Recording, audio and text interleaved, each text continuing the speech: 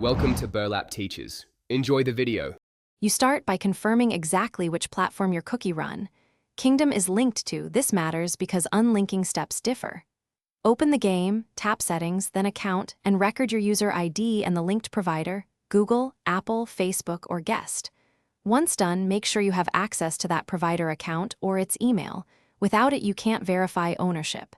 If you used Guest, prepare to create a new permanent connection, because guest accounts are fragile and easily lost. Next, in Settings under Account, select Unlink or change login and follow the game's prompts. The system will ask you to verify by signing into the linked provider or entering a code sent to your email. Do this carefully. You're proving ownership so the game can detach the external account. For Apple or Google links, you may also need to visit that provider's account settings to revoke app access, which ensures the token is removed. Make sure the verification completes before moving on. Finally, confirm the unlink by logging out and trying a different login method. You should be prompted to create or link a new account. If the unlink fails, clear the game cache, restart your device, and if needed, reinstall the app to remove stale tokens.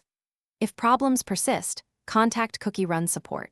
Include your user ID, screenshots of settings, and proof of the linked email or provider.